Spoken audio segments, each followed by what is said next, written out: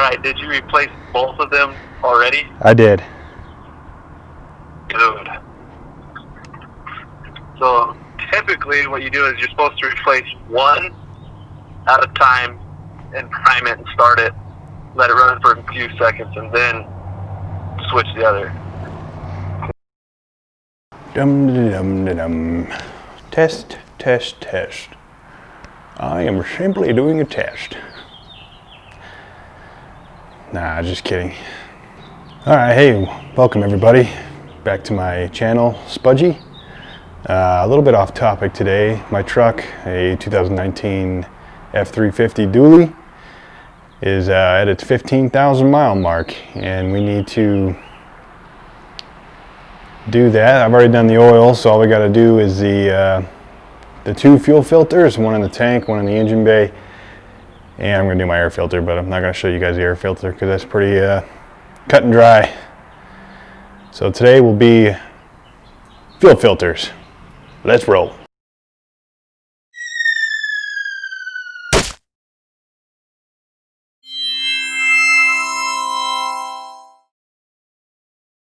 Alright, so today should be fairly easy. Wow, it's really out of focus. We're going to go over the parts that you need, and let's start. Here we go.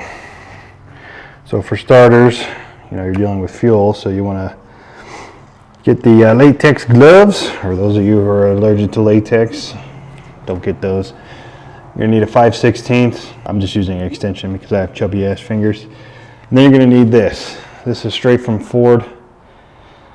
Man, that focus. There's your part number there. It's a fuel filter. So you got the one that goes on the tank underneath the truck, and you got the one that goes inside the hood. And you're going to need a bucket because you're going to be draining fuel. Draining fuel. No name bucket, 5 gallon. Let me slip on my rubbers here. Yeah, that sounds good. Alright, so this is our next to the fuel tank filter here. What you're going to want to do is you're going to want to twist this to drain all the fuel that's inside the filter housing here. First, I think I'm going to unplug this for safety reasons. There we go. Bring in my bucket that barely fits under here. Right about there. And then it should be a quarter twist, I think.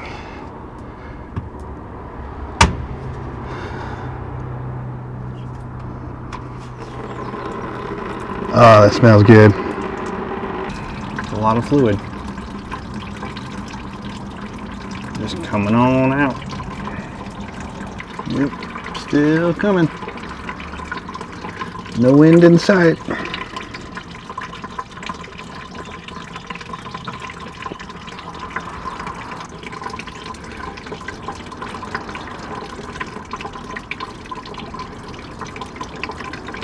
Man, I should have brought a sandwich. Reminds me of that scene in Austin Powers. Sounds like we're getting to the end. Hey, hallelujah. Let it drip just a little bit more. Alright, I'm impatient. I'll close her up.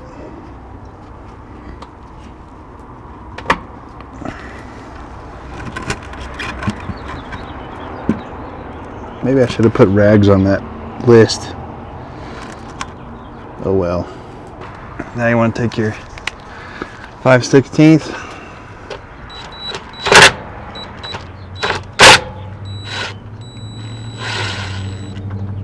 I don't know if these are captured or not. Maybe they are. Feel like it.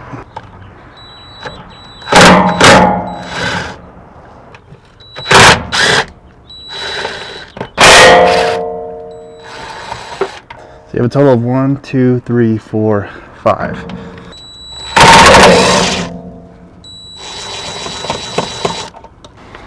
There we go.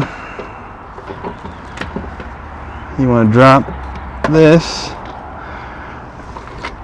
Try not to spill it any more than you can. Voila. All right, now that I got it out, I also got some paper towels. Just because, you know, lots of fuel still was in there. So let's take a look here. Let's see. I think this snap. Well, we can take a look at the old one, or the new one. Excuse me.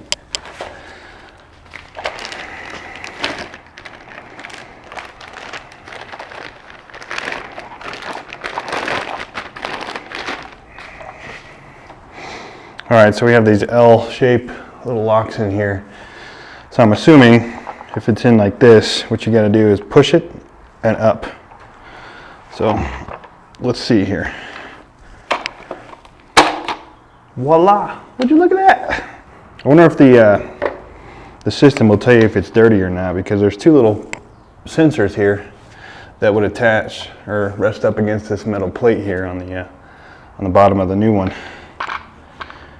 If any of you guys know that, it'd be nice to have a little comment down below. So next I'm going to take the O-ring or the gasket off. Just using a flathead because I don't really care about the old one. I have the new one.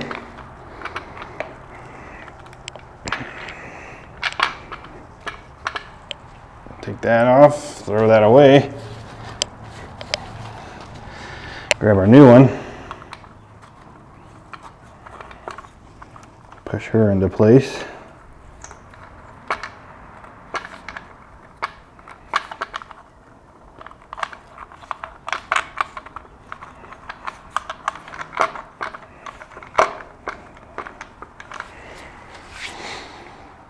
Grab our new filter, much like the same as taking the old one off, I'm assuming.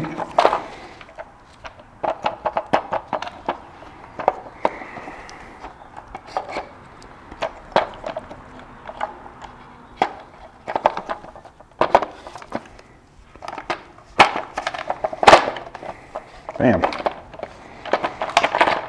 Sturdy. Lean that up there. I think it's time for a Dr. Pepper. What do you guys think? Yeah. So now we'll just, after my Dr. Pepper, of course, we will install that the same way we took it out. Cheers.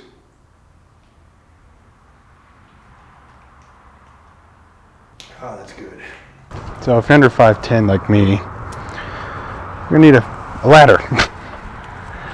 Because I'm too short for this, I guess. All right, so looking into it,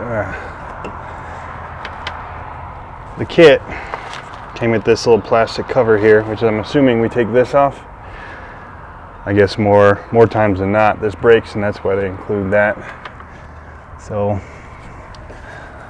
I'll look into taking that off. Might need a flathead. Oh. Yep, needed some paper towels.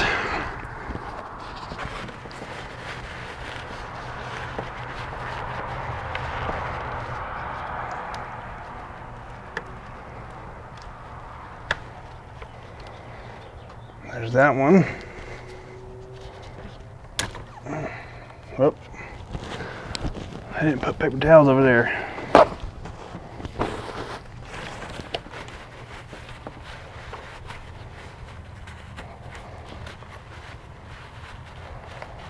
There's that one.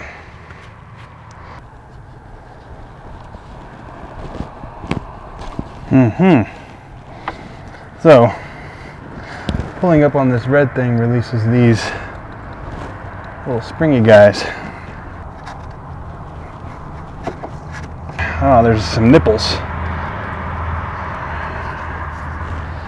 See that nipple there? Assuming you're gonna twist and pull, but which way?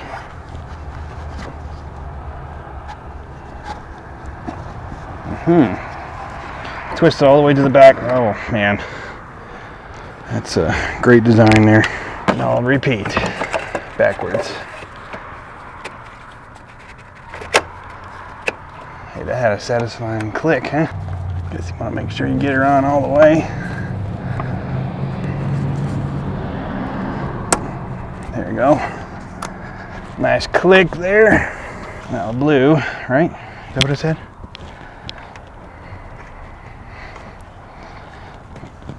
Blue is on next. Where's my red? Here's my red. There. Tug. Well, I do not know how to do this, so let me call for help here. My guess is push the button without pushing the brakes, so there's just the battery and system turn on.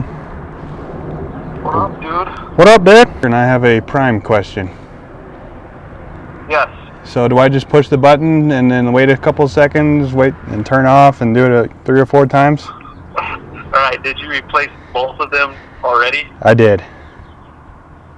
Good. So typically what you do is you're supposed to replace one at a time and prime it and start it, let it run for a few seconds, and then switch the other. Well, I think I should have called you first, huh? Yeah. If it doesn't start, some of them do, some of them don't. If it doesn't start, we have to take the fuel line off of the fuel filter and turn the key on and let it push some of that air out. Key on, let it sit for about 30 seconds. Key off, key on, 30 seconds. Is there a certain amount of fuel you need in the tank? Alright, I'm going to turn it back off. I'm assuming you've already been trying to start it before you called me? No, I did not. Oh, okay. I know what dry injectors do. It's bad for them.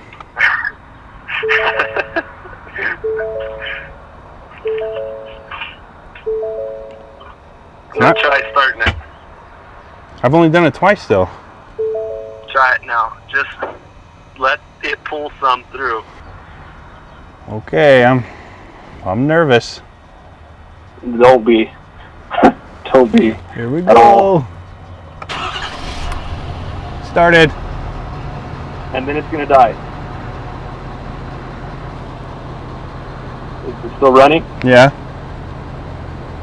Give it a little gas.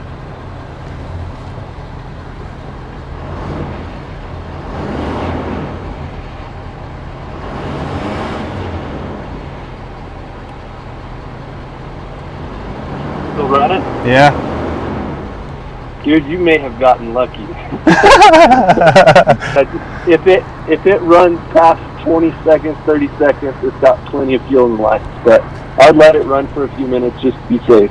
No, you definitely got lucky. Super lucky. Good job, man. You're a Ford Master Tech already. Alright, I guess while I'm at it, I'll just show you all how to do the air filter real quick. My little gauge over here says it's not even dirty, but we'll see what 15,000 miles does to it. In the desert, no less.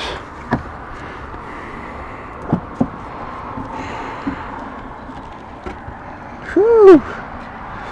That is a dirty girl. Here's your part number for the new one. So the foam part goes to the back left side of the vehicle if you were facing, or if you're in the driver's seat. The back right, if you're looking at it now,